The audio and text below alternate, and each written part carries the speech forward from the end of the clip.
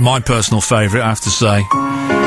Ever Decreasing Circles. The actor Peter Egan starred with Richard Briers in the TV show Ever Decreasing Circles. He joins us on the show. Peter, thanks for your time this morning. It's a pleasure to be with you, Shane. I was only watching the both of you yesterday afternoon. How weird is that on the TV? One of the episodes of Ever Decreasing Circles, but a very cleverly written show. A marvellous show. It's absolutely superb. John Esmond and Bob Larby, I think they were the classic situation comedy writers, and of course they had the complete artist who was interpreting for them in Richard Briers. He was brilliant, I think, and a comic genius. Do you know, I didn't know, I was talking to you this morning, but what struck me watching it yesterday, obviously knowing that Richard had gone, was your character, Paul, was he was a very smooth, very believable kind of guy, and you pulled that off very well indeed. Thank you. And Richard's character was like, he was ridiculous, wasn't he, really, to the extreme, but he still managed to make it believable, didn't he? He made it totally believable, and I think that was part of his great talent, was that he could take a character as extreme as Martin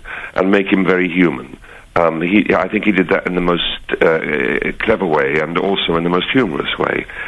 He was a wonderful person to work with and a dear friend of mine. I had great admiration for him, and it was partly due, I think, to our close friendship and the fact that I admired him so much that it made it very easy for me to create a relationship through Paul that was warm and friendly towards the extreme Martin, obsessive Martin. Yeah, I just wonder, and I don't mean this in a derogatory way, and very often it's used as a disparaging term, but was he a bit of a lovey as well? Because I read an interview recently, he was talking about smoking, he said, "Oh, darling, it's the cigarette." No, he wasn't. I don't know whether he put that on, or whether it was... Put that on. Did he? That would be just a kind of, an up the ante for the interview. Gotcha. No, he was a very, very direct, straight, always very, very funny, quite acerbic, but always incredibly warm. He was a great human being.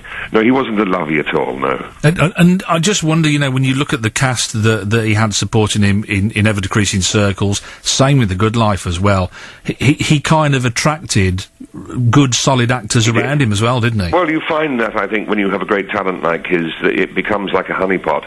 In fact, I accepted doing Ever Decreasing Circles.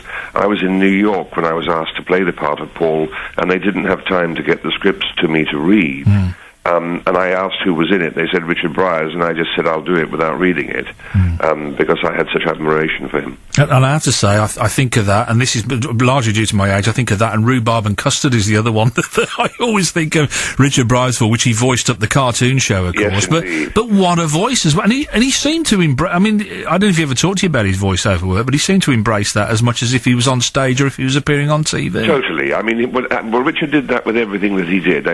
We sometimes used to do the odd kind of recital together, and he would give as much to a recital, in the middle at Sonning, as he would to something in a BBC television centre. He was very much a perfectionist, and I think he held his talent in very high regard in terms of wanting always to do his best. And as a final point, I mentioned the smoking, and I guess it struck a chord in me as an ex-smoker who's given it up a while ago now. Yeah, me too.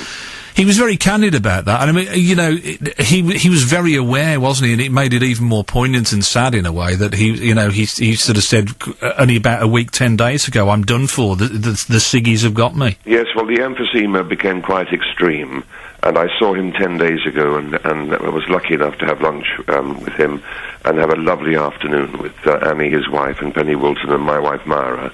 And I could see that he was having a very difficult time breathing. But he had this, just as ever, the great charm and humour. With all of that great difficulty that he was suffering, he still made me laugh a lot. Peter, lovely to talk to you. Thank you ever so much for your time this morning. It's a great pleasure. And thanks for the legacy that you've left with him. Peter Egan there. If you haven't caught up with Ever Decreasing Circles, where have you been? Fabulous show.